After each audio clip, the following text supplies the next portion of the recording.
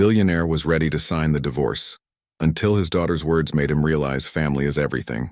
Before we begin, drop a comment telling us which city you're watching from. And once the story ends, don't forget to rate it from 0 to 10. Oh, and make sure to follow our channel for more stories like this. Now, sit back and enjoy every detail. The silence in the marble-floored foyer could cut glass. Graham Lockwood adjusted his Hermes tie for the third time, staring at the divorce papers scattered across his mahogany desk like fallen leaves.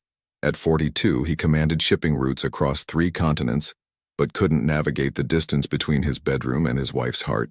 The grandfather clock in the corner, a wedding gift from Charlotte's grandmother, chimed 7 a.m. Charlotte would be making coffee now, the same ritual for 11 years. He could hear the familiar sounds, the grinder's mechanical whir, the soft clink of porcelain, the gentle hum of their daughter Mia getting ready for school. Their daughter. The words felt foreign on his tongue, like speaking a language he'd forgotten how to use. Graham's phone buzzed against the glass surface. Another message from his assistant, Dexter, about the Shanghai deal. $300 million hanging in the balance, the kind of number that used to make his pulse quicken. Now it felt like background noise. He picked up the divorce papers again, Charlotte's handwriting stark against the legal text. Her note was still clipped to the first page. "You didn't betray me with another woman. You betrayed me with your absence." 22 words that hit harder than any corporate takeover. The sound of small feet padding down the hardwood stairs made him look up. Mia appeared in the doorway, still in her rainbow pajamas, dark hair messy from sleep. She looked so much like Charlotte at that age. The same curious green eyes, the same stubborn chin. "Daddy?" Her voice was small, tentative. "Are you going to the office already?" Graham glanced at his Rolex. "I have an important meeting, sweetheart." She nodded, used to this answer. But instead of leaving, she walked to his desk and climbed into his leather chair, her legs dangling like a child on a swing. In her small hands, she held a folded piece of paper. "I made something for you." Graham's chest tightened. When was the last time she'd given him a drawing? Last month? Last year? The realization hit him like ice water. Mia unfolded the paper carefully, the way she handled everything precious.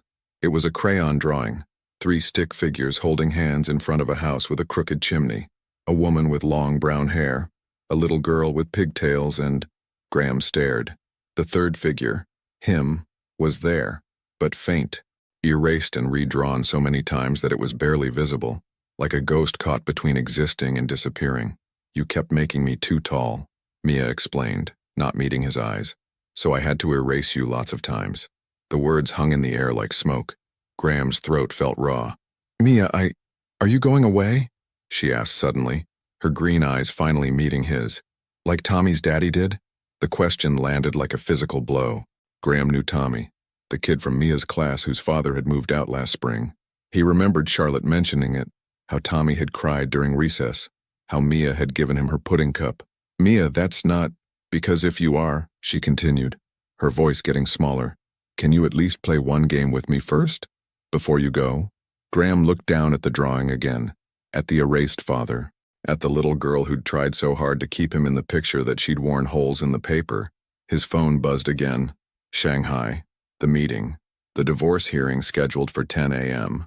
But all he could see was his daughter's face, waiting for an answer she was afraid to hear. Graham Lockwood, who had closed billion-dollar deals without flinching, who had never missed a deadline in 20 years of business, reached for his phone.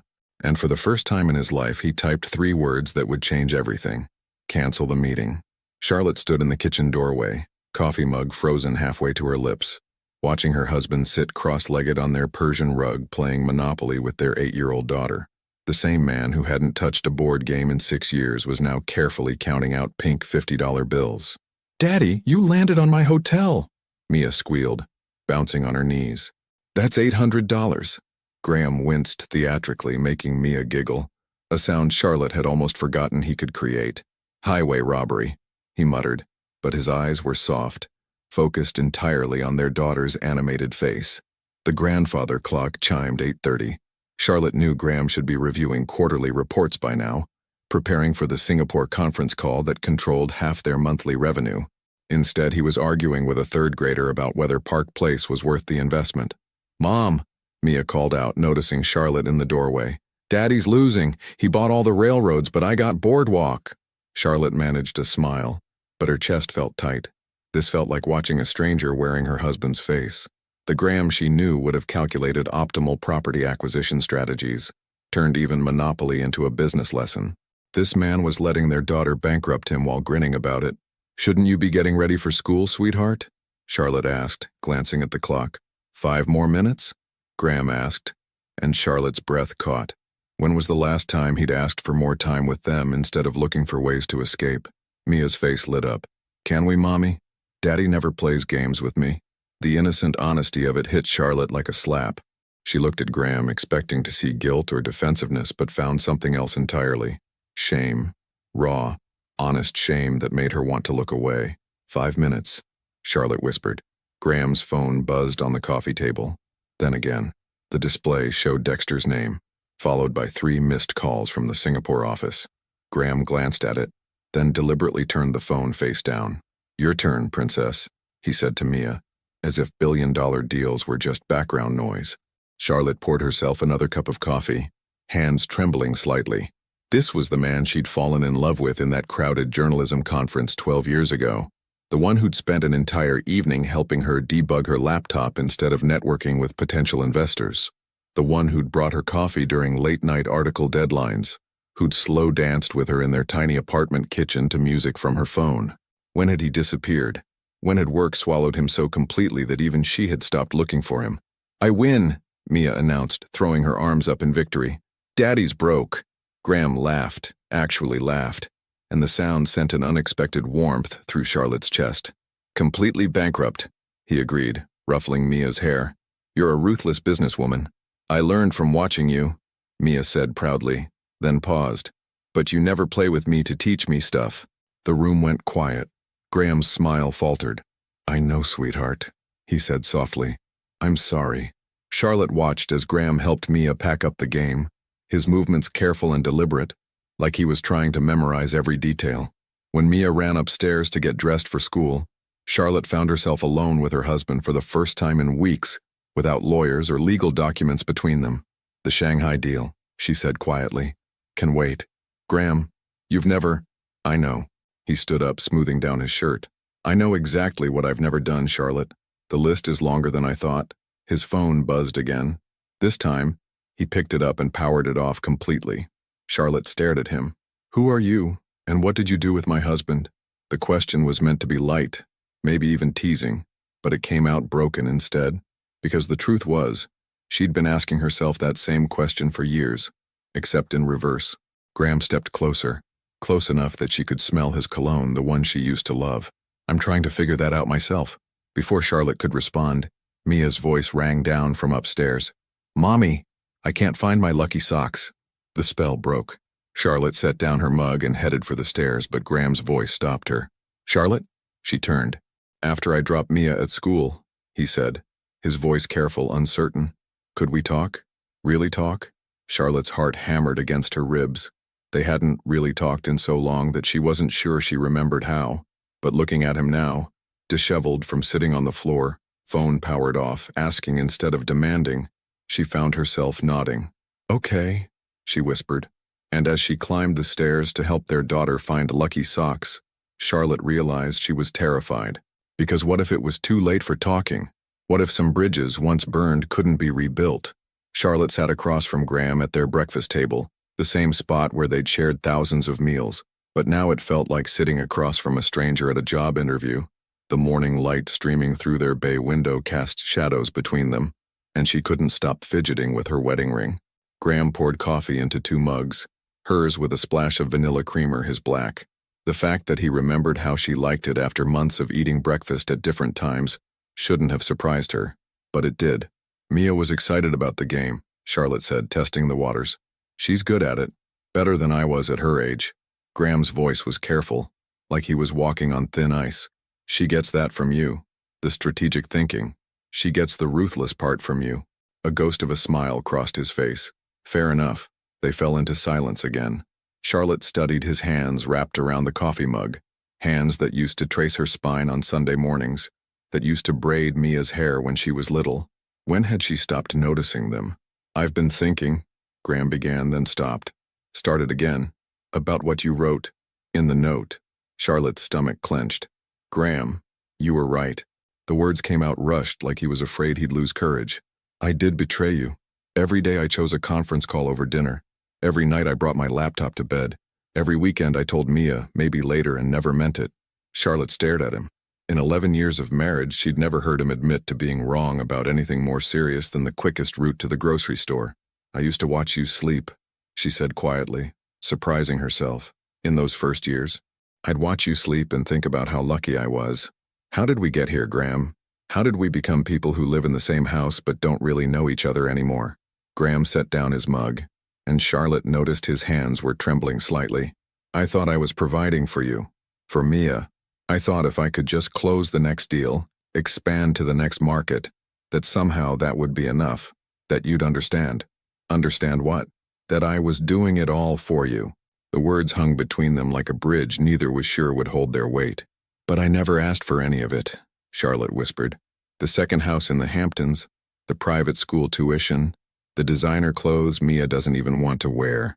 I just wanted you to come home for dinner. I wanted you to know that Mia lost her first tooth last month, or that she's scared of the dark again, or that I started writing again. Just little pieces for the local paper. Nothing important. It is important, Graham interrupted, his voice sharp with something that sounded like pain. Everything about you is important, and I've been too blind to see it. Charlotte felt tears threatening. Then why did it take divorce papers to make you notice? Graham was quiet for a long moment, staring into his coffee like it might contain answers. When he looked up, his eyes were red-rimmed. Because I was scared, he admitted. Scared that if I slowed down, if I stopped working 18-hour days, you'd see that I'm not the man you married. That successful, confident guy who swept you off your feet at that conference. He was pretending. I've been pretending for so long that I forgot who I really was underneath it all. Charlotte's breath caught. Graham, I grew up poor, Charlotte. Really poor. You know that. But what you don't know is that every morning I wake up terrified it's all going to disappear. The company, the house, you, Mia, all of it. So I work harder, thinking if I just build the walls high enough, strong enough, nothing bad can get in. But I built them so high that I locked myself out of my own life. The tears came then, sliding down Charlotte's cheeks before she could stop them. This vulnerable, broken version of her husband was more real than anything she'd seen from him in years. You locked us out too, she whispered. I know. His voice cracked. God, Charlotte, I know. And I don't know if I can fix it. I don't know if I even know how to be the husband and father you both deserve. But I want to try. If you'll let me, I want to try. Charlotte reached across the table, her fingers brushing his knuckles. The touch was electric, familiar and foreign all at once. I'm scared too, she admitted. Scared that we've broken something that can't be fixed. Scared that I've forgotten how to love you the way I used to. Graham turned his hand palm up, letting her fingers settle into his. Then maybe we learn together. Maybe we figure out who we are now, instead of trying to go back to who we were. Charlotte looked at their intertwined hands, her wedding ring catching the morning light, his thumb tracing circles on her skin like he used to do during their first year of marriage. The divorce papers, she said softly. I'm not signing them. Graham, not yet. Not unless you tell me there's nothing left to fight for. Charlotte studied his face, seeing past the expensive haircut and the tailored shirt to the scared boy who'd worked 3 jobs to put himself through college, who'd told her on their 3rd date that he wanted to give her the world. Maybe he'd tried to give her the whole world when all she'd wanted was his. There might be something left, she whispered. Graham's grip on her hand tightened. But I need to know this isn't just guilt, Graham. I need to know you're changing because you want this life, not because you're afraid of losing it. Graham nodded, understanding the weight of what she was asking. How do I prove that to you? Charlotte was quiet for a moment, then stood up, still holding his hand.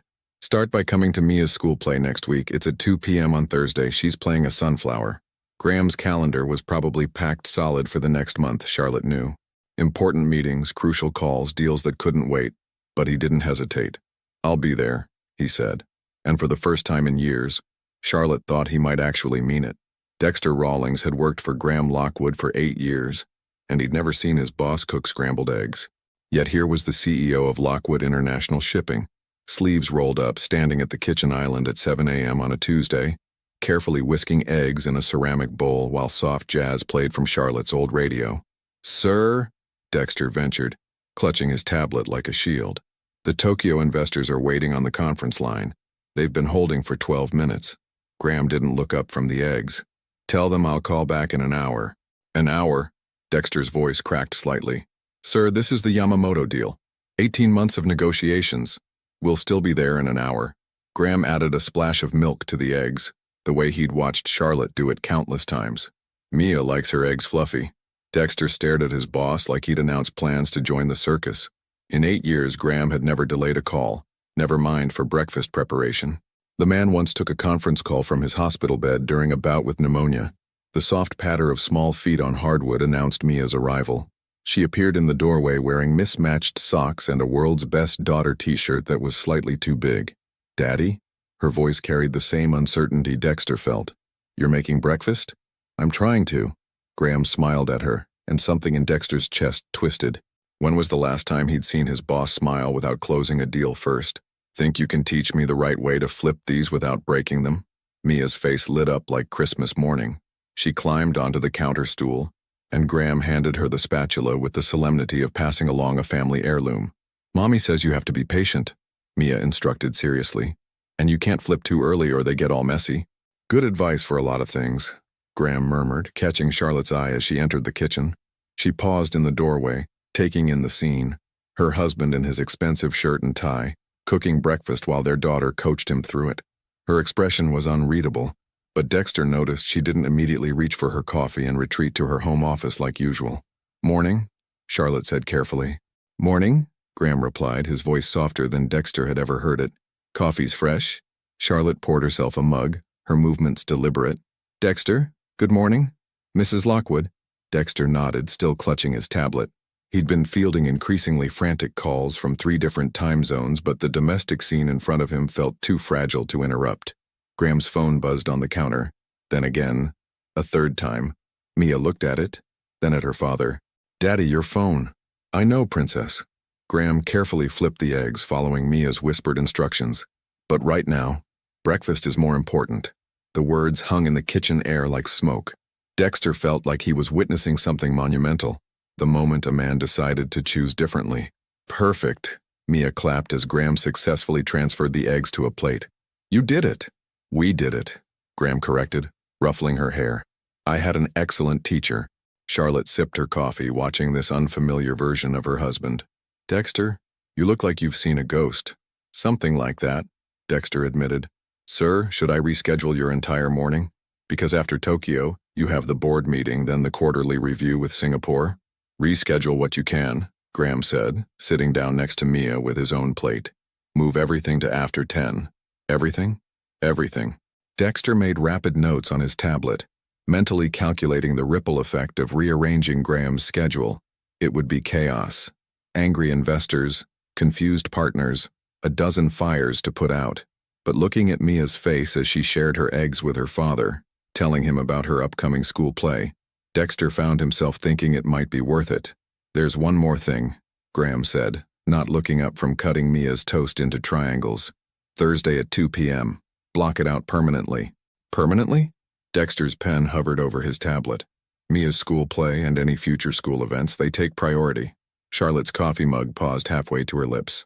Mia bounced in her seat. Really, Daddy? You're really coming? Wouldn't miss it. Graham's voice was steady, certain. I want to see my sunflower shine. Mia threw her arms around his neck, nearly knocking over the orange juice. Graham caught the glass with one hand while hugging her back with the other. And for a moment, Dexter saw something he'd never witnessed in 8 years of working with Graham Lockwood. He saw a father. I should go get ready for school, Mia announced, sliding off her stool. Mrs. Henderson says we have to practice our lines every day. What's your line? Charlotte asked. Mia stood up straight, put her hands on her hips, and declared in the most serious voice an 8-year-old could muster, I grow toward the light, no matter how dark the storm gets. The words settled over the kitchen like a benediction. After Mia ran upstairs, the 3 adults sat in contemplative silence. Graham's phone buzzed again, but he didn't reach for it. The Tokyo deal really is important, Charlotte said quietly. So is this, Graham replied, gesturing to the breakfast dishes, the lingering warmth of their daughter's laughter. Charlotte studied his face. You're going to lose money today, probably a lot of it. Yeah, Graham picked up his coffee mug, hands steady. But I've been losing something more valuable for years without even noticing. Dexter cleared his throat. I should go make those calls. As he headed toward the door, he heard Charlotte's voice, soft and wondering. "Who are you, Graham Lockwood?" And Graham's reply, equally soft. "I'm trying to figure that out, but I think I might be Mia's dad. And your husband. Everything else is just details." Dexter stepped into the hall, pulling out his phone to begin the complicated dance of rearranging a billionaire's priorities. For the first time in 8 years, he was proud of his boss, even if it was going to be the most stressful morning of his professional life. The grocery store at 3 p.m. on a Wednesday was Charlotte's sanctuary. She'd discovered this years ago. The quiet hour when soccer moms had picked up their kids but hadn't started dinner prep, when the aisles were mostly empty except for retirees comparing cereal prices and the occasional harried parent grabbing forgotten lunch items. Charlotte pushed her cart slowly through the produce section, selecting apples with the methodical precision of someone who had nowhere urgent to be. For the first time in weeks, her mind wasn't racing with custody arrangements or legal documents. It was just her, the soft muzak, and the simple task of choosing whether to buy Gala or Honeycrisp. "Charlotte?" The voice made her freeze, hand suspended over a bag of oranges. She turned to find Marcus Thorne standing behind her, wearing scrubs and that same crooked smile that had once made her pulse quicken. "Marcus." Her voice came out steadier than she felt. "Hi, Dr. Marcus Thorne, emergency room physician at Mercy General, the man who'd asked her out 6 months ago when she'd brought Mia in for a broken wrist, the man she'd almost said yes to. You look..." He paused, studying her face with the careful attention that had made him such a good doctor. "You look different, better." Charlotte's hand moved unconsciously to her hair. She'd been taking more care with her appearance lately, though she wasn't sure why. Maybe it was Graham's renewed attention, or maybe she was just tired of feeling invisible. "Thanks." She shifted her grip on the cart handle. "How's the ER? Still saving lives and breaking hearts?" Marcus laughed, the sound warm and familiar. "Mostly just breaking hearts, mine included." His expression grew more serious. "Charlotte, I heard about the divorce proceedings. I'm sorry." The words hit her like cold water. Of course he'd heard. In a town like theirs, news traveled faster than gossip at a church potluck. "It's..." Charlotte started, then stopped. What was it? Complicated? On hold? In limbo while her husband tried to remember how to be present? Complicated, she finished lamely. Marcus nodded, understanding flickering in his dark eyes. "It always is. But for what it's worth, if you ever need someone to talk to, just talk. You know where to find me." Charlotte felt a familiar flutter in her chest, the same one she'd experienced 6 months ago when this kind, attentive man had looked at her like she was worth seeing. Marcus had been safety, a life raft in the storm of her failing marriage, someone who actually listened when she spoke, who remembered details about her life, who made her feel interesting again. "Marcus." "Mommy!" Mia's voice rang out across the produce section, followed by the sound of running feet. She appeared around the corner of the apple display, slightly out of breath, her backpack bouncing. "There you are. Daddy said you were getting groceries and we should come help because..." Mia stopped short when she saw Marcus. "Oh, hi, Dr. Thorne." "Hey there, Mia." Marcus smiled at her. "How's that wrist? Still giving you trouble?" Mia held up her arm, rotating it proudly. "All better. Daddy says I'm tougher than I look." "Your daddy's right." "Speaking of Daddy," Charlotte said carefully, "where is he?" "Parking the car." Mia bounced on her toes. "He left work early to come grocery shopping with us. Can you believe it? Daddy, grocery shopping." Charlotte's heart did something complicated, a skip that might have been hope, or might have been panic. "He did what now?" "I know, right?" Mia was practically vibrating with excitement. "And he said we could pick out stuff for dinner together like a real family does. He even asked what vegetables I wanted to try." Marcus's smile faltered slightly. "Well, that's wonderful, Mia." Charlotte heard footsteps approaching and turned to see Graham rounding the corner, loosening his tie as he walked. He looked harried, like he'd run from whatever meeting he'd cut short, but his eyes were bright with something that looked like determination. "Sorry, I couldn't find a parking." Graham stopped when he saw Marcus, his expression shifting to something more guarded. "Dr. Thorne, Mr. Lockwood." Marcus's voice was professionally neutral. "Good to see you." The three adults stood there for a moment, creating an awkward triangle, while Mia remained blissfully unaware of the undercurrent swirling around her. "Daddy," Mia announced. "Dr. Thorne fixed my arm when it was broken. Remember?" "I remember." Graham's voice was carefully controlled, but Charlotte caught the slight tension in his jaw. "We were very grateful. Just doing my job." Marcus said. He glanced between Charlotte and Graham, reading the room with the skill of someone used to navigating family dynamics in crisis. Well, I should let you folks get to your shopping. He started to turn away, then paused, looking directly at Charlotte. Take care of yourself, Charlotte. You deserve to be happy. The words hung in the air like a challenge as Marcus walked away, his footsteps echoing on the polished floor. Charlotte felt Graham's gaze on her, heavy and questioning. Friend of yours? He asked quietly. Someone I know, Charlotte replied, which was both true and completely inadequate. Mia, oblivious to the tension, grabbed Graham's hand. Come on, Daddy. You promised we could pick out ice cream together. As they walked toward the frozen foods section, Graham fell into step beside Charlotte, their cartwheels squeaking slightly. He seems nice, Graham said, his tone carefully neutral. He is. How well do you know him? Charlotte stopped walking, turning to face her husband. Graham, are you asking what I think you're asking? I don't know what I'm asking. Graham ran a hand through his hair, messing up his usually perfect styling. When he looked at you, I saw something, and I realized I haven't looked at you like that in years. The honesty of it took Charlotte's breath away. How did he look at me? Graham was quiet for a moment, watching Mia compare ice cream flavors with the intensity of a UN negotiator. Like you were the most interesting person in the room, he said finally. Like he was grateful just to be talking to you. Charlotte felt tears prick her eyes. Graham, I'm not accusing you of anything, he said quickly. I don't have the right to accuse you of anything. I'm starting to understand what I lost, what I've been losing. Mia bounded back to them, clutching a carton of mint chocolate chip. This one. Can we get this one? Whatever you want, princess, Graham said, but his eyes never left Charlotte's face. As they finished their shopping, Charlotte found herself watching Graham navigate this ordinary task with the focused attention he usually reserved for board meetings. He consulted the list she'd made, asked Mia's opinion on pasta shapes, even remembered that they were out of her favorite tea, but all she could think about was Marcus's words, "You deserve to be happy." The question that haunted her as they loaded groceries into Graham's car wasn't whether she deserved happiness. It was whether she could find it with a man who was just now learning how to see her again. The sound of gentle rain against their bedroom window used to be Charlotte's favorite lullaby. Now, lying in bed at 11 p.m. with Graham reading quarterly reports beside her, just like old times, the rhythm felt more like a countdown. 3 days until Mia's school play. 3 days until Charlotte would see if Graham's transformation was real or just an elaborate performance of his own. Charlotte? Graham's voice was soft in the lamplight. What was I like? When we first met. The question caught her off guard. She set down her book, a romance novel she'd been pretending to read, and turned to study his profile. Even in the warm light, she could see the lines around his eyes that hadn't been there 12 years ago, the silver threading through his dark hair. You really want to know? I need to know. Charlotte was quiet for a moment, remembering.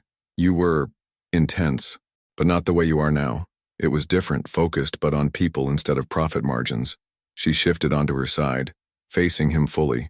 You listened to everything I said like you were taking notes for a test. You asked about my articles, my dreams, my childhood dog. You made me feel like I was the most fascinating person you'd ever met. You were, Graham said quietly, setting aside his papers. You still are. But you stopped seeing it. I stopped seeing a lot of things. The rain picked up, drumming harder against the glass. Charlotte pulled the comforter up to her chin, suddenly feeling exposed. Graham, what happened to us? Really?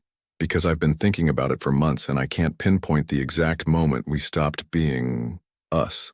Graham was quiet for so long that Charlotte thought he might not answer. When he spoke, his voice was barely above a whisper. Do you remember our 3rd anniversary? I was closing the Peterson deal, my first really big contract. I promised I'd be home by 7 for dinner. Charlotte's chest tightened. She remembered. You had made reservations at that little Italian place downtown. You bought a new dress, blue, with tiny flowers on it. You remember the dress?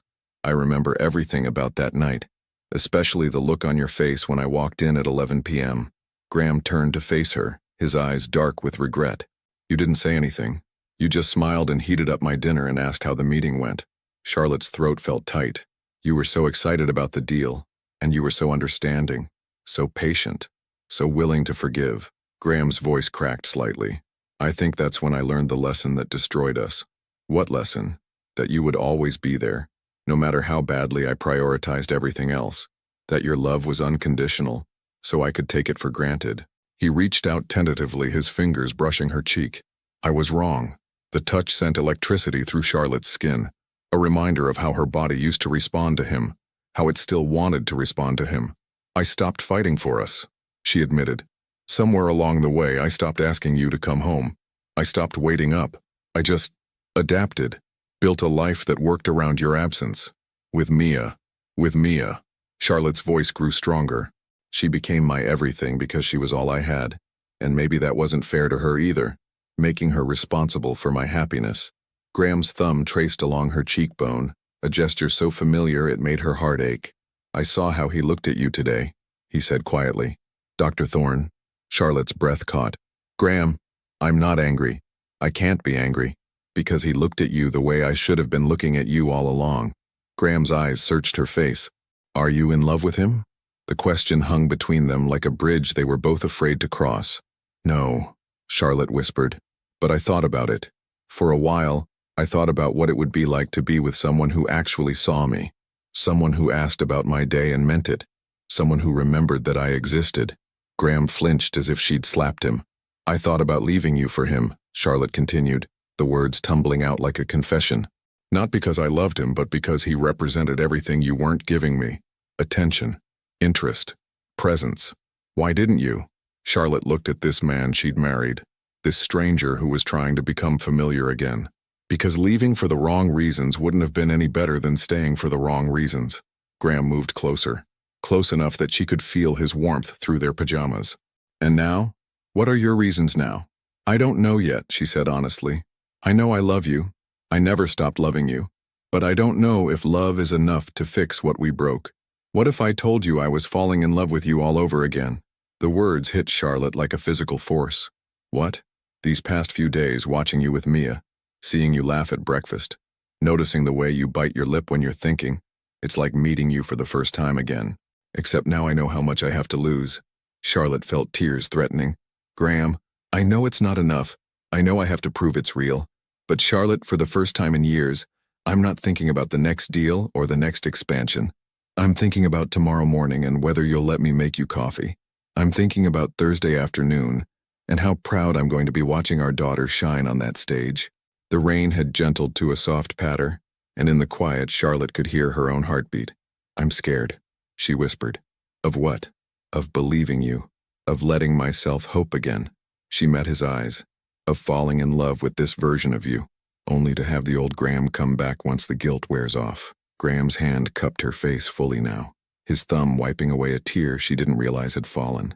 Then don't fall in love with me yet, he said softly.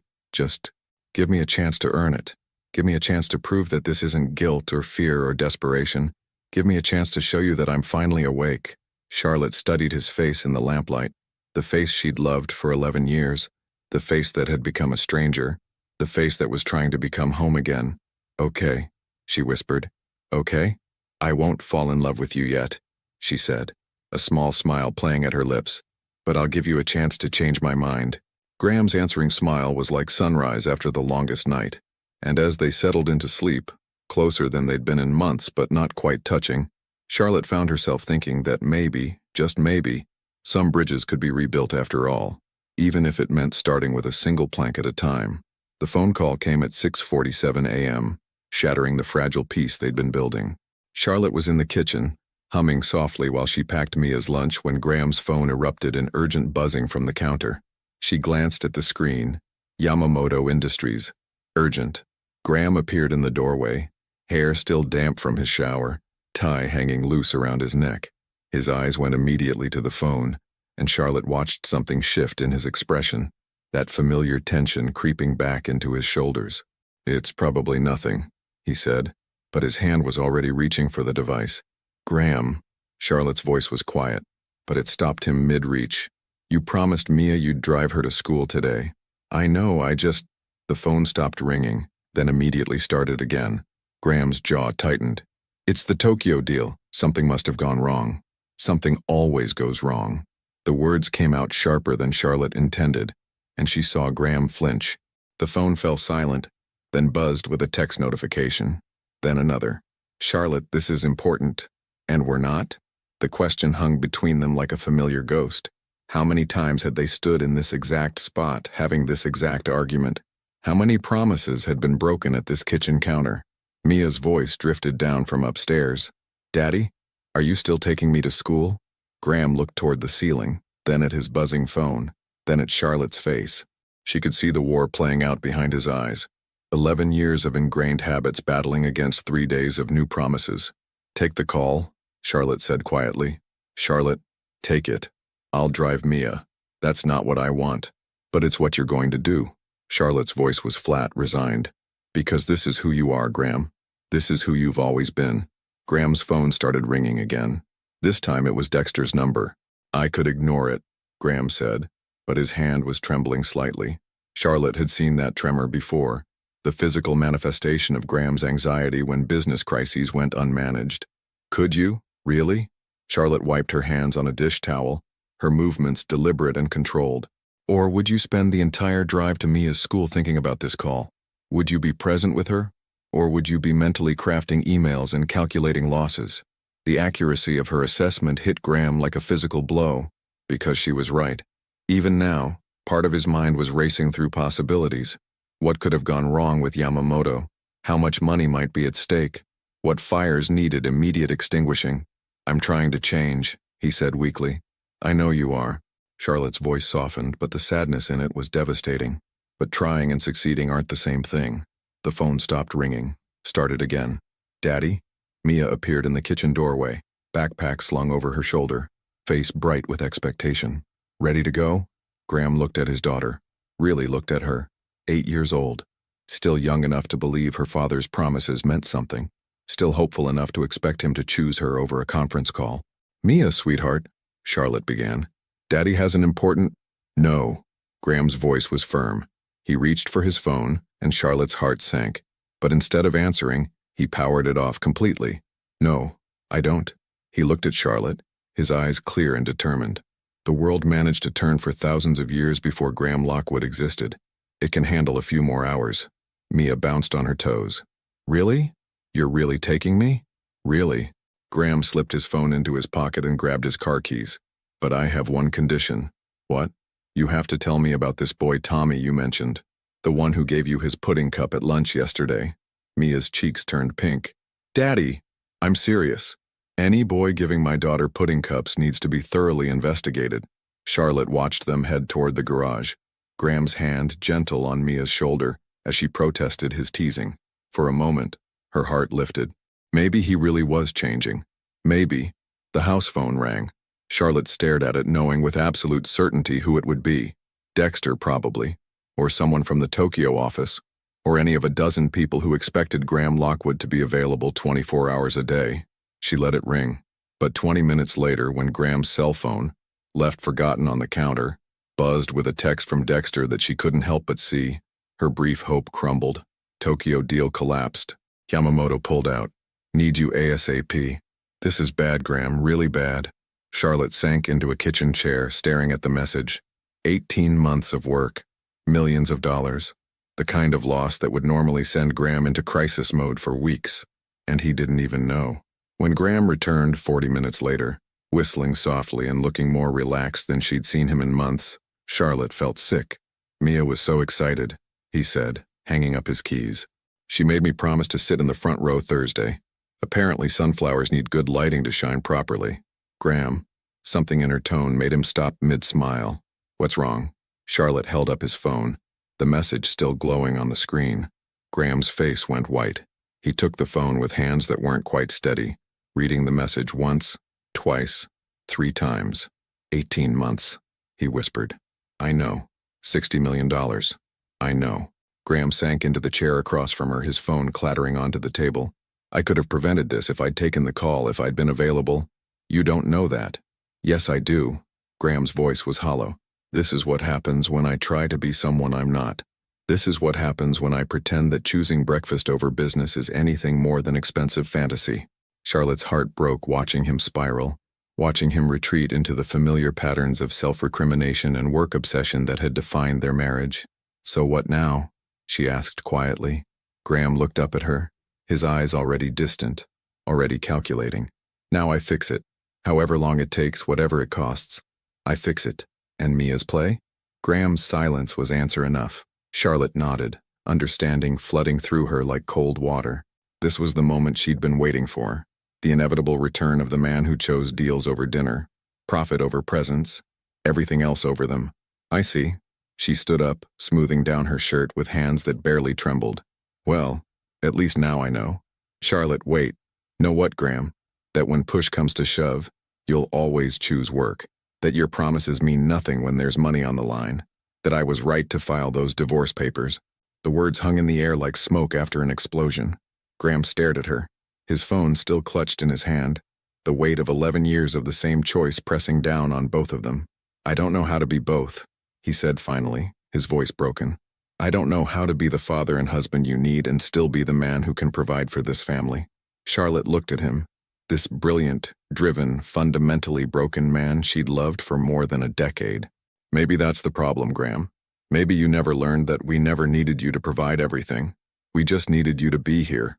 She walked toward the door, then paused. The play is Thursday at 2. Mia will look for you in the front row. Try not to disappoint her again. And with that, Charlotte left Graham alone in their kitchen, surrounded by the ruins of another broken promise, and the phone that would always matter more than they did. Graham didn't come home that night. Charlotte sat at their kitchen table until 2 a.m., listening to the house settle around her, checking her phone for messages that never came. She'd made Mia's favorite dinner, grilled cheese and tomato soup, and watched their daughter's face fall when Daddy's chair stayed empty. He's fixing something important, Charlotte had explained, the words tasting like ash in her mouth. He's always fixing something important, Mia had replied with the devastating honesty only children possessed. Now, in the pre-dawn darkness, Charlotte finally understood what her marriage had become. A series of explanations for an absent father, a collection of excuses for a husband who chose everything else over them. The front door opened at 6:15 a.m. Graham appeared in the kitchen doorway looking like he'd slept in his office, which he probably had. His shirt was wrinkled, his hair disheveled, his eyes bloodshot with the particular exhaustion that came from fighting losing battles all night. Charlotte. His voice was hoarse. I can explain. Can you? Charlotte didn't look up from her coffee mug. Because I've been sitting here for 6 hours and I can't think of a single explanation that would make this okay. Graham moved closer, his footsteps careful on the hardwood floor. The Tokyo situation was worse than I thought. Yamamoto didn't just pull out. They're claiming breach of contract. They want damages. 50 million in penalties plus... Stop. The word came out so quietly Graham almost missed it. Just stop, Graham, please. But you don't understand. I understand perfectly. Charlotte finally looked up, and Graham stepped back at the devastation in her eyes. I understand that there will always be another crisis. Another deal falling apart, another fire that only you can put out. This is different. No, it's not. Charlotte stood up, her movement sharp with controlled anger. Do you know what Mia asked me last night when you didn't come home? Graham's throat tightened. What? She asked if you were ever coming back. Not tonight. Ever. Charlotte's voice cracked. Our 8-year-old daughter asked me if her father was gone forever because you disappeared to handle a business crisis. The words hit Graham like physical blows. I would never. Wouldn't you? Because from where I'm standing, you already have. You've been disappearing piece by piece for years, and last night was just the final vanishing act. Graham sank into a kitchen chair, his expensive suit wrinkled and meaningless. Charlotte, I saved the deal. I managed to restructure the contract with Yamamoto. The penalties are down to 20 million and we keep the shipping routes. I fixed it. Congratulations. Charlotte's voice was flat. You saved $50 million. Too bad you lost your family in the process. That's not fair. Fair? Charlotte laughed, but there was no humor in it.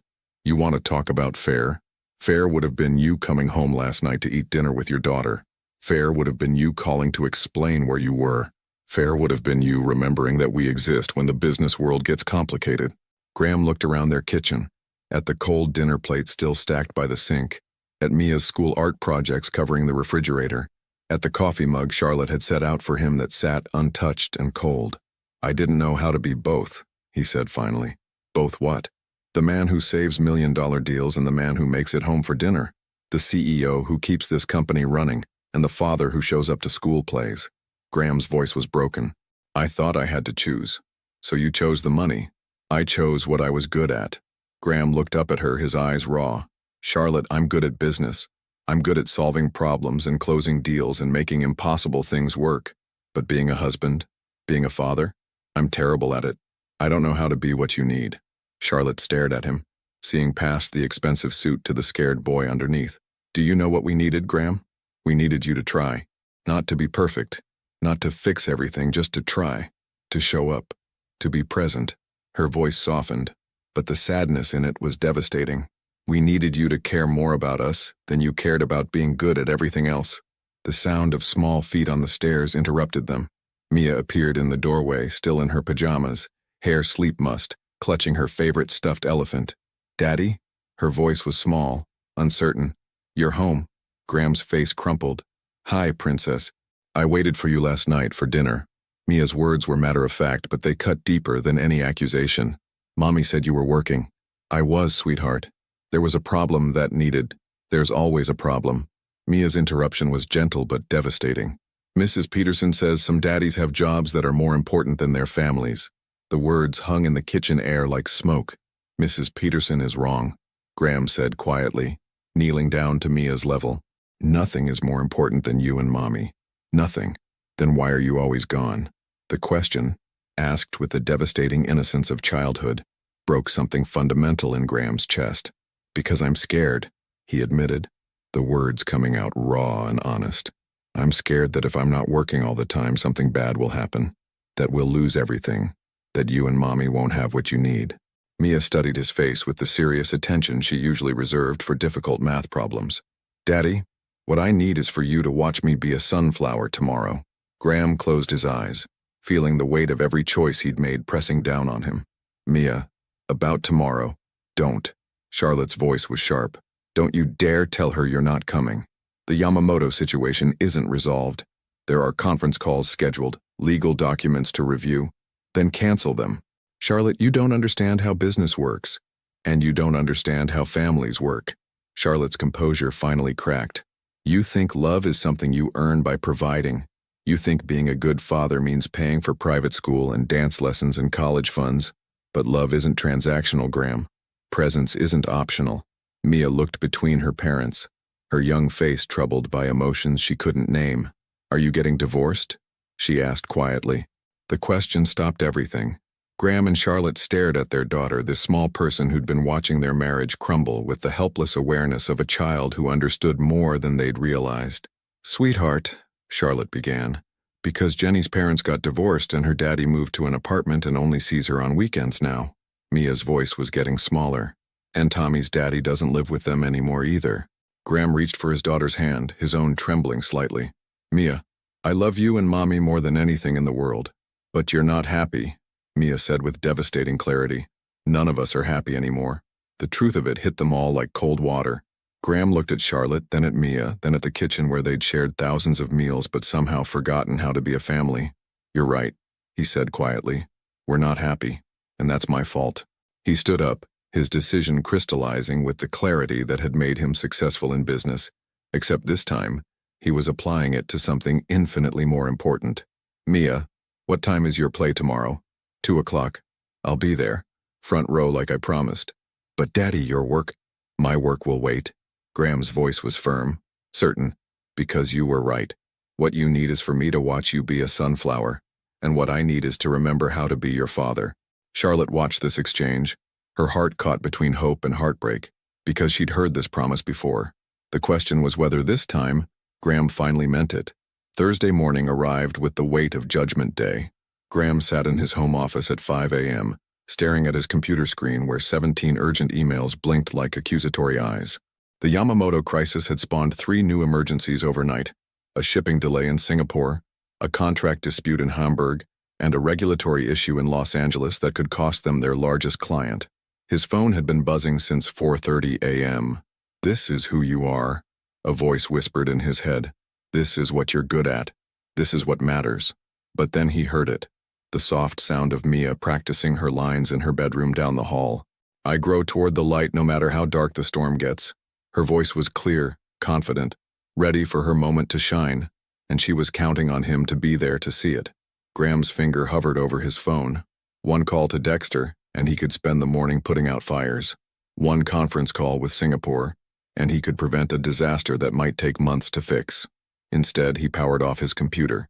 At 7 a.m., Charlotte found him in the kitchen making pancakes from scratch, wearing the apron Mia had given him for Father's Day 2 years ago, the one that said, "World's okayest dad" in crayon letters. "You're up early," she said carefully. "Couldn't sleep."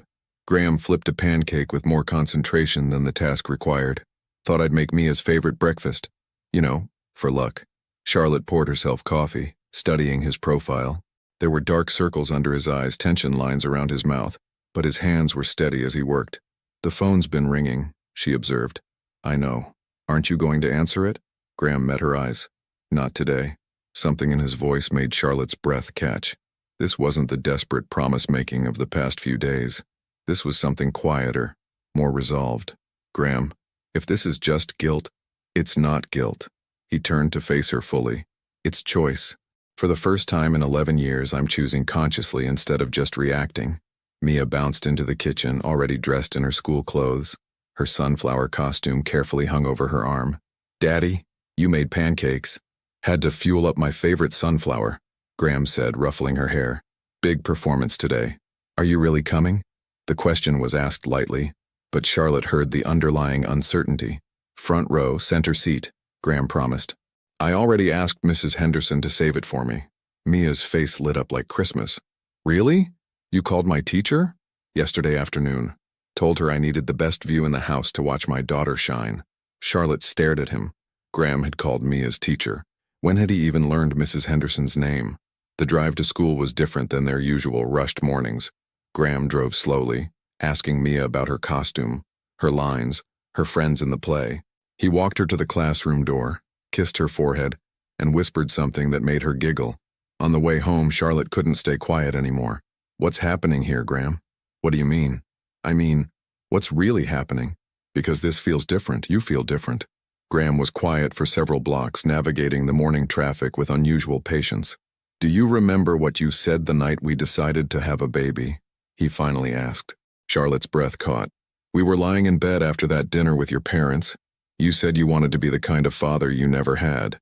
I said I wanted to be present, available, the dad who showed up." Graham's voice was thick with emotion. "And then I became exactly what I swore I'd never be. Absent, distracted, a provider instead of a parent. Graham, I thought about that all night. About the man I promised to be and the man I became. About what Mia said, that none of us are happy anymore." He pulled into their driveway but didn't get out. "Charlotte, I can't undo 11 years of wrong choices, but I can make the right choice today. And tomorrow? Next week? When the next crisis hits?" Graham turned to look at her and Charlotte saw something in his eyes she hadn't seen in years. "Peace. Then I'll make the right choice again. And again. Until choosing you and Mia becomes as automatic as breathing." "What about the business?" "The business will survive or it won't.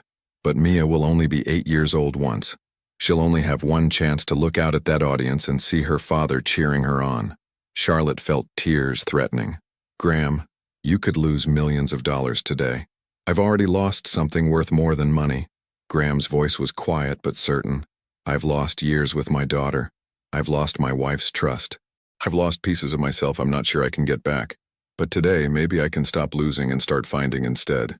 At 1:45 p.m., Graham sat in the front row of Madison Elementary's multi-purpose room, wearing his best suit but with his tie loosened and his phone buried deep in his pocket. Charlotte slid into the seat beside him 5 minutes later, surprised to find him already there. "You're early," she said. "Didn't want to miss anything." Graham's eyes were fixed on the makeshift stage. "Did you know Mia's been practicing her lines every night for 3 weeks? She told me this morning. 3 weeks and I never heard her once." "You were working late." "I was choosing to work late," Graham corrected. "There's a difference." The lights dimmed, and a cluster of first graders dressed as various garden plants took the stage. Mia stood tall in her yellow sunflower costume, her face bright with excitement. When the spotlight found her and she delivered her line, "I grow toward the light no matter how dark the storm gets." Graham felt something break open in his chest. His daughter was luminous, confident, perfect, and he was there to see it. During intermission, Graham's phone buzzed in his pocket. Once, twice, 3 times. Charlotte watched his face, waiting for the familiar tension, the itch to check his messages, the inevitable excuse about stepping outside for just one quick call. Instead, Graham reached into his pocket, pulled out his phone, and handed it to her. "Would you mind holding this?" he asked. "I don't want anything to interrupt the second act." Charlotte stared at the phone in her hands. This device that had been Graham's lifeline, his addiction, his excuse for 11 years. "Graham, are you sure?" "I'm sure." He took her hand, intertwining their fingers. "The most important thing in my world is about to sing a song about growing toward the light. Everything else can wait." As the second act began and Mia's voice rang out clear and sweet across the small auditorium, Charlotte felt something she hadn't experienced in years. Hope. Real, fragile, terrifying hope that maybe, just maybe, they could find their way back to each other. And in the front row of their daughter's school play, with Graham's hand warm in hers and his phone silent in her purse, Charlotte allowed herself to believe that some promises might actually be kept after all. The applause was still echoing when Mia spotted them in the front row. Her face transformed, from the serious concentration of a young performer to the pure joy of a daughter whose father had kept his word. She waved so enthusiastically that her sunflower petals rustled, and Graham felt his throat close with emotion he'd forgotten how to name. "Daddy, Mommy, did you see me?" "We saw you, Princess," Graham called back, his voice carrying across the small auditorium. "You were magnificent." Other parents began filing out, collecting programs and children, but Graham remained seated, watching Mia accept congratulations from her classmates. Charlotte started to stand, but he caught her hand. "Wait," he said quietly. "I need to say something." Charlotte sank back into her chair, studying his profile. "Graham, I know what you're thinking." His eyes never left Mia, who was now helping a kindergartner untangle his carrot costume. "You're thinking this was easy because it was one afternoon. You're wondering what happens tomorrow when the real world comes crashing back." Charlotte's silence confirmed his accuracy. "You're right to wonder," Graham continued, "because sitting here, watching our daughter shine, is the easiest choice I've made in years. The hard choices come later. At 6 a.m. when Singapore calls with a crisis. At midnight when Hamburg needs contract revisions. When choosing this, choosing us costs me deals and money and the respect of people who think family is a luxury successful men can't afford. So what are you saying?" Graham turned to face her fully, and Charlotte saw something in his eyes that took her breath away. Not the desperate pleading of recent days, but something deeper, settled. "Sure. I'm saying I choose this anyway." His voice was steady, certain. "I choose watching school plays over conference calls. I choose bedtime stories over quarterly reports. I choose being Mia's father and your husband over being Graham Lockwood, CEO." "Graham, you can't just—" "Yes, I can." He smiled, and it was the first truly peaceful smile she'd seen from him in years. "Charlotte, do you know what I realized sitting here today?" She shook her head. "I realized I've been living my entire adult life in fear. Fear of being poor again. Fear of not being enough. Fear that if I stopped running on the hamster wheel for even a moment, everything would collapse." Graham's voice grew stronger, but watching Mia up there, seeing how proud she was that we were here, I realized the only thing that's been collapsing is us, and that's infinitely more valuable than any business deal. Charlotte felt tears threatening. "What about the company? Your father's legacy? My father's legacy?" Graham laughed, but there was no bitterness in it. "My father worked himself to death by 55 and barely knew his own children. If that's his legacy, then I'm choosing to build a different one. And if you lose everything, then we'll figure it out together." Graham's hand tightened on hers.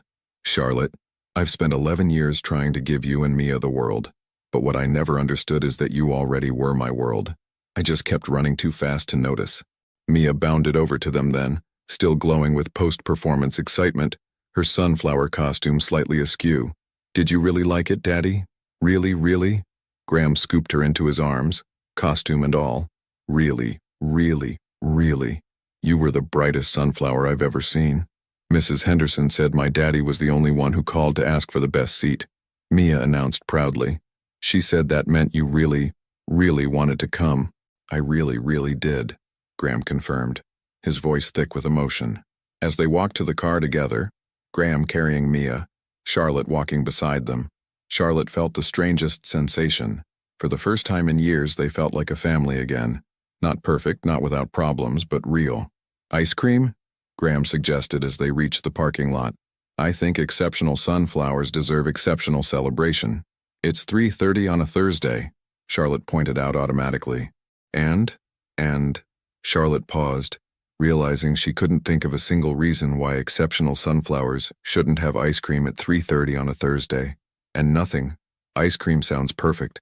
At the ice cream shop, while Mia debated between chocolate chip and strawberry with the seriousness of a UN negotiator, Graham's phone buzzed in Charlotte's purse. "Your phone," she said, starting to hand it to him. Graham looked at the device, then at Mia's animated face as she described the merits of various flavors to the patient teenager behind the counter. "Let it ring," he said simply. "Graham, it could be important. It is important. It's just not more important than this." Charlotte stared at him. This man who'd answered conference calls during their anniversary dinner, who'd checked emails during Christmas morning, who'd chosen deals over everything for so long she'd forgotten he knew how to choose differently. "Who are you?" she whispered. "I'm Mia's father," Graham said simply. "I'm your husband. And for the first time in years, that's enough for me." Mia returned with her ice cream, a compromise of chocolate chip and strawberry swirl, and settled between her parents in the booth. As she chattered about the play, her friends, her teacher's reaction to Graham being there, Charlotte watched her husband's face. He was present. Completely, utterly present. Not checking his watch, not glancing at his phone, not mentally composing emails. Just there, laughing at their daughter's stories, asking follow-up questions, being exactly what Mia had always needed him to be. "Daddy," Mia said suddenly, her spoon pausing halfway to her mouth. "Are you and Mommy going to stay married?" The question came out of nowhere, hitting both adults like cold water. Graham looked at Charlotte, then at Mia, then reached across the table to take Charlotte's hand. "That depends," he said carefully, "on whether Mommy thinks I can really change. Whether she believes I can be the husband she deserves." Mia looked between them with the serious expression she wore when solving difficult problems. "Mommy, do you love Daddy?" The question was simple, but the answer felt impossibly complex. Did she love the man who'd disappeared into his work for 11 years? Did she love the stranger who'd been trying so hard to find his way back? Did she love the person sitting across from her now, present and peaceful and completely focused on their family? "Yes," Charlotte whispered, the word surprising her with its certainty. "I do love Daddy. And Daddy, do you love Mommy?" "More than anything in the world," Graham said without hesitation. "Then why is this hard?"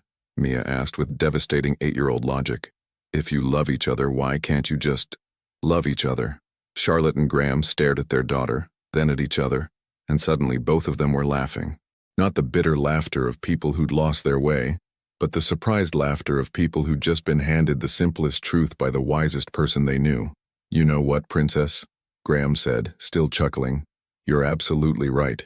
He turned to Charlotte, his expression growing serious again. "Charlotte Elizabeth Lockwood, I love you. I've loved you for 12 years, even when I was too stupid and scared to show it properly. I love your intelligence, your kindness, your patience with a man who didn't deserve it. I love the way you make our daughter feel safe and seen and valued. I love the life we built together, even though I nearly destroyed it." Charlotte's breath caught. "I can't promise I'll be perfect," Graham continued. "I can't promise I won't mess up or struggle or occasionally forget to put you first. But I can promise I'll try. Every day I'll choose you and Mia over everything else. Because you're not just my family, you're my home." Charlotte looked at this man who'd been a stranger in her house for so long, seeing clearly for the first time in years the person she'd fallen in love with at that journalism conference. "Graham Lockwood," she said softly, "I choose you too." And there, in a small ice cream shop on a Thursday afternoon, while their daughter applauded and other customers pretended not to watch, Charlotte and Graham found their way back to each other, not through grand gestures or expensive therapy or dramatic proclamations, but through the simple, revolutionary act of being present for the love that had been waiting patiently for them to come home. 6 months later, the sound of laughter echoed through the backyard on a crisp October afternoon. Charlotte stood at the kitchen window, dish towel in her hands, watching Graham and Mia work together in the small garden they'd planted last spring. Their daughter, now 9 and missing her 2 front teeth, was explaining with great seriousness why pumpkins needed more space than carrots, while Graham nodded with the concentrated attention he used to reserve for board meetings. 6 months had changed everything and nothing. Graham still woke up at 5 a.m., but now he spent that quiet hour reading instead of checking emails. He still ran Lockwood International, but he'd hired 2 vice presidents and learned the revolutionary concept of delegation. Most importantly, he still came home every evening, sometimes earlier than planned, never later than promised. "Mommy," Mia called from the garden. "Come see how big our sunflowers got." Charlotte stepped outside, pulling her cardigan closer against the autumn air. The sunflowers they'd planted after Mia's school play had grown tall and proud, their faces following the sun across the sky throughout the summer. "They're beautiful, sweetheart," Charlotte said, wrapping her arms around Mia from behind. "Daddy says next year we should plant a whole field of them," Mia announced, "so we can have sunflower festivals and invite the whole neighborhood." Charlotte caught Graham's eye over their daughter's head, sharing a smile. This was new.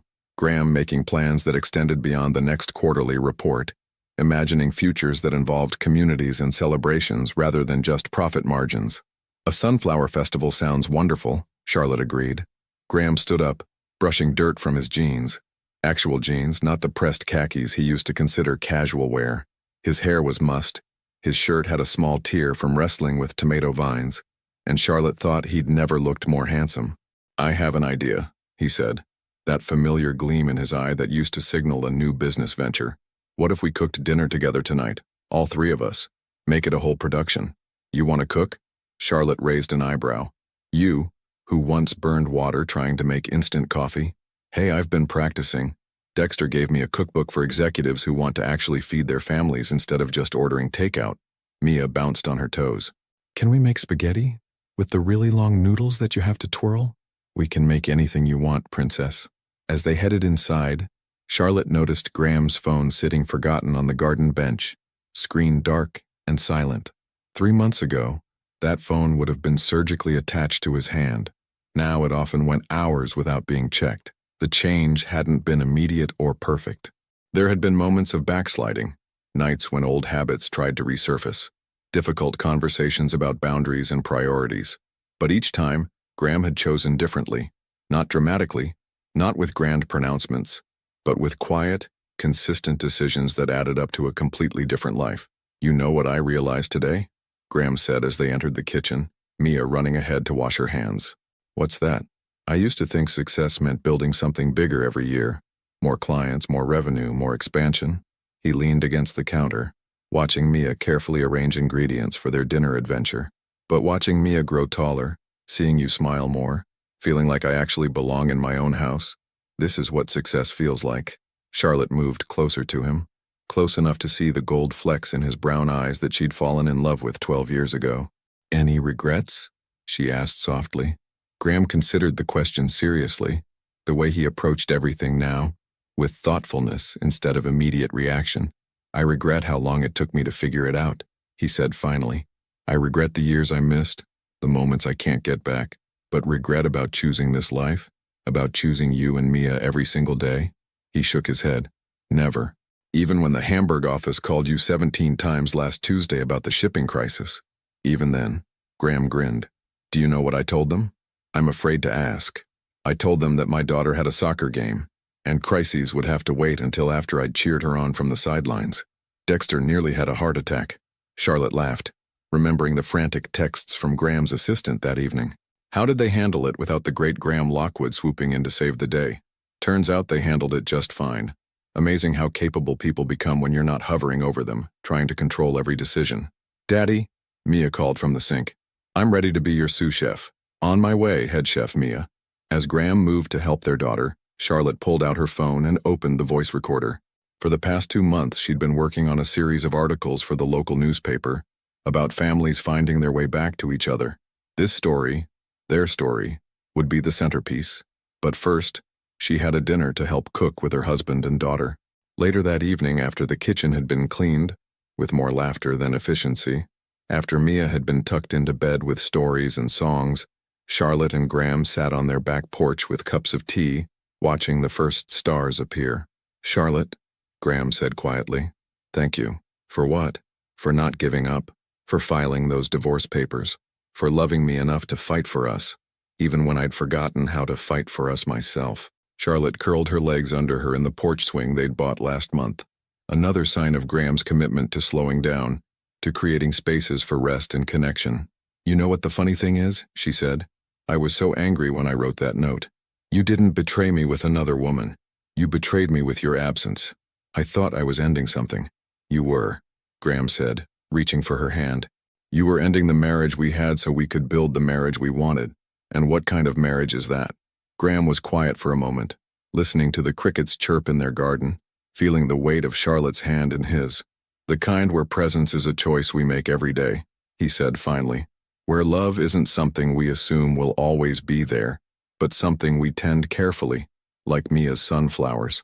Charlotte leaned against his shoulder, breathing in the scent of his cologne mixed with garden soil and contentment. I love you, Graham Lockwood. I love you too, Charlotte Lockwood. Thank you for teaching me how to come home. Above them, the stars wheeled slowly across the October sky, witness to a family that had learned the most important lesson of all, that love isn't something you earn through achievement or prove through provision. Love is something you choose moment by moment, day by day, with the simple revolutionary act of being present for the people who matter most. And in a small house with a growing garden and a 9-year-old who still believed in sunflower festivals, the Lockwood family had finally learned how to choose each other every single day. Thank you for joining the Lockwood family on their journey back to each other. Sometimes the greatest adventures happen not in distant places, but in the courage to come home. What did you think of Graham and Charlotte's story? Have you ever had to choose between success and presence in your own life? We'd love to hear your thoughts and experiences. Your participation in our channel is very important to us. Please share your opinion in the comments below. Thank you for watching. If you enjoyed the story, please subscribe to our channel and leave a comment below letting us know what you thought. Your feedback and support mean a lot to us. Stay tuned for more exciting stories.